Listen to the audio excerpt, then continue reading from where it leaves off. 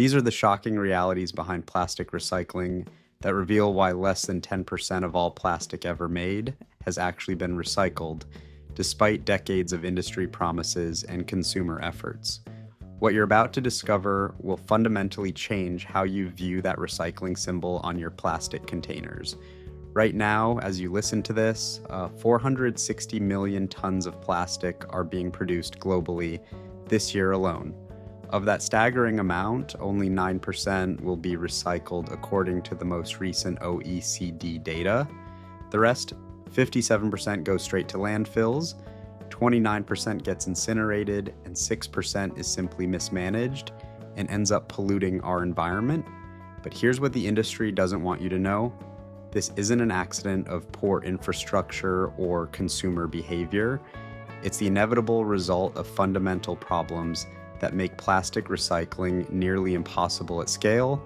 To understand why recycling plastic is so difficult, we need to start with what plastic actually is. The term plastic isn't describing one material, it's a collective name for several hundred different kinds of materials. There are 16,000 synthetic chemicals and fossil fuel polymers used in plastics manufacturing. Even plastics with the same recycling numbers stamped on their bottoms contain different chemical compositions that cannot be recycled together. It's like trying to make a smoothie by throwing together hundreds of different ingredients that don't mix. This chemical complexity creates the first major challenge: sorting. Unlike aluminum cans or glass bottles, which maintain their properties when melted down and reformed, plastics degrade each time they're processed. Most can only be recycled once or twice before the material quality deteriorates beyond usefulness. A plastic water bottle can't become another water bottle. It typically becomes a park bench or carpet fiber, which then cannot be recycled again. The sorting challenge becomes even more complex when you consider contamination. The average municipality sees recycling contamination rates between 19% and 40%. According to the EPA, as much as 25% of all recycling is contaminated and cannot be processed.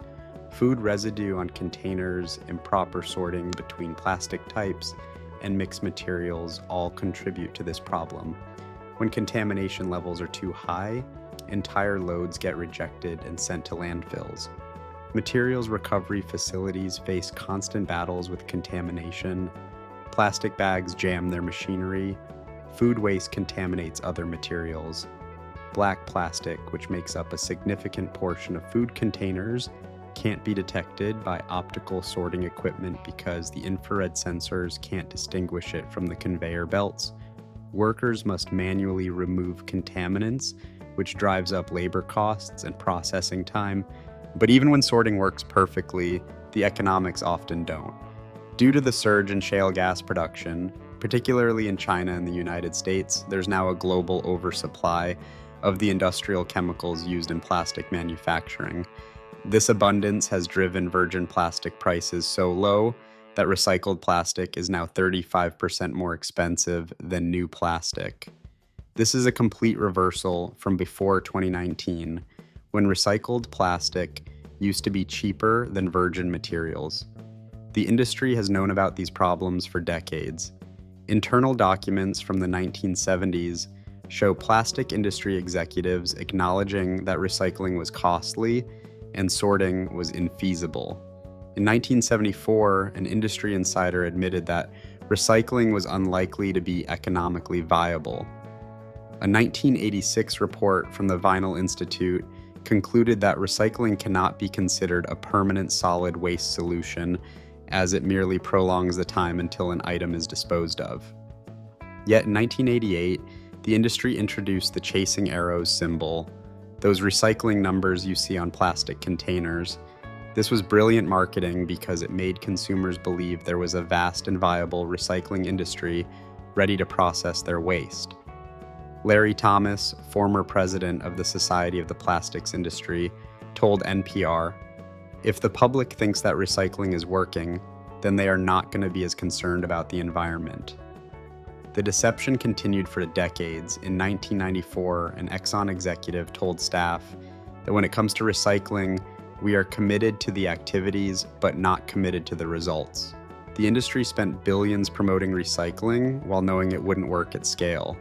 This became devastatingly clear in 2018 when China implemented its national sword policy, banning imports of plastic waste with contamination levels above 0.05%. Before this ban, China had been processing much of the world's plastic waste. The US and other countries had been counting exported plastic as recycled in their statistics, even though much of it was actually being dumped or burned once it reached China.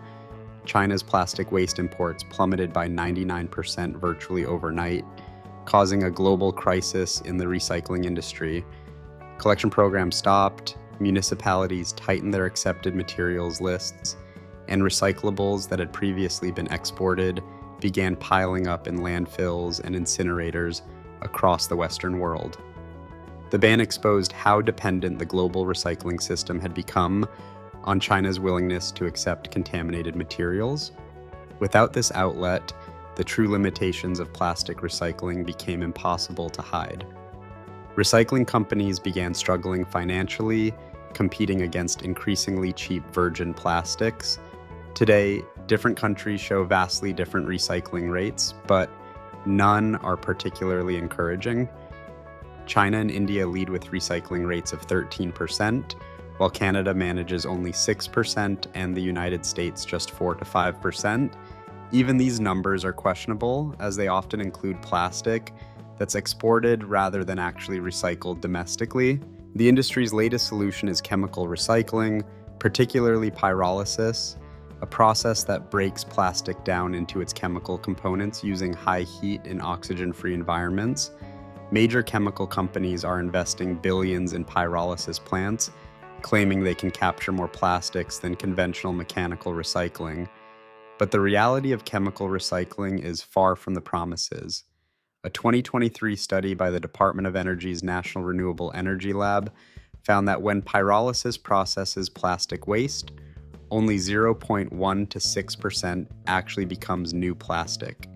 If you start with 100 pounds of plastic waste, you might end up with 15 to 20 pounds of reusable material.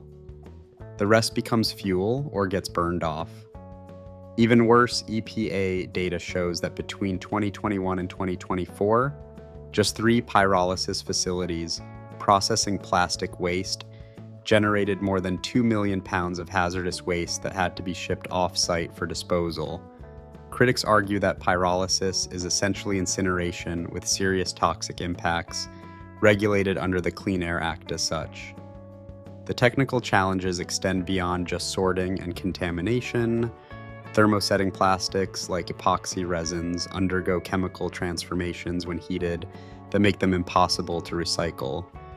The polymers cross-link permanently, and breaking these bonds degrades the material structure entirely. Foam plastics present their own unique problems. Polystyrene foam is incredibly bulky and lightweight, making collection and transportation economically unfeasible. The large volume requires significant space, which complicates logistics and increases costs beyond what the recovered material is worth. Multi-layer packaging, common in chip bags and candy wrappers, incorporates layers of metal, paper, and multiple plastic types that cannot be separated. These materials are designed for performance and shelf life, not recyclability. Less than 1% of clothing is recycled, partly because garments often mix synthetic fibers with natural ones in ways that can't be separated. Equipment challenges plague recycling facilities constantly. Corrosion and fouling are persistent problems in processing equipment due to the acidic, oxygen-sensitive nature of recycled materials. Machinery frequently jams when inappropriate items enter the system. Maintenance costs skyrocket as equipment struggles with contaminated and mixed material streams. Europe, despite having some of the world's most aggressive recycling mandates, faces similar challenges. The EU requires 25% recycled plastic content by 2025 and 30% by 2030. Some companies have exceeded these targets. Coca-Cola Hellenic Bottling achieved 46% recycled content, and PepsiCo Europe reached 58%. but this success comes at significant cost premiums and relies heavily on importing recycled materials from other regions. Meanwhile, Europe's recycling industry itself struggles. Plants are closing due to competition from cheap virgin plastics flooding the market. Industry experts cite surging imports of inexpensive new plastic and insufficient regulation requiring recycled content use. Global efforts to address the plastic crisis through international treaties have stalled. The UN Global Plastics Treaty negotiations, intended to create binding international standards, have failed to reach agreement through multiple sessions. The latest round ended without consensus, with oil-producing nations like Saudi Arabia, Russia, and the US opposing production limits, while over 100 other countries supported restrictions on manufacturing and bans on dangerous products. Current projections paint a sobering picture. Global plastic waste is forecast to reach 1.7 billion metric tons by 2060, with cumulative costs estimated at $281 trillion. In 2024 alone, 220 million tons of plastic waste will be generated, averaging 28 kilograms per person worldwide. 1/3 of this waste, or 69.5 million tons, will be mismanaged and end up in the natural environment. Some corporate progress provides hope, but it's limited in scope. Colgate-Palmolive set aggressive 2025 targets to reduce virgin resin use by 33% and achieve 25% recycled content. By 2024, they'd reach 25% reduction in virgin materials and 21% recycled content, close but not quite meeting their goals. The US PET bottle collection rate hit 33% in 2023, the highest since the 1990s, while recycled content in bottles reached 16%. But these successes highlight the broader problem. Even ambitious corporate commitments and regulatory mandates struggle against the fundamental economics and technical limitations of plastic recycling. The fraud of plastic recycling, as documented by the Center for Climate Integrity, shows how the industry has deceptively promoted recycling as a solution to plastic waste management for more than 50 years, despite their long-standing knowledge that plastic recycling is not technically or economically viable at scale. The industry's response remains defensive. The Plastics Industry Association calls such reports outdated information and false claims. Industry representatives insist they've never intentionally misled the public and point to current investments as proof of commitment. Steve Russell, former vice president of plastics for the American Chemistry Council, argues that the dramatic amount of investment happening right now proves industry sincerity, yet the numbers don't lie. Despite decades of recycling campaigns, technological advances, and billions in investment, global recycling rates remain stagnant at 9%. The recycling market continues to struggle under pressure from cheaper virgin prices, and that's a reality the industry can't simply invest its way out of. Make sure you subscribe.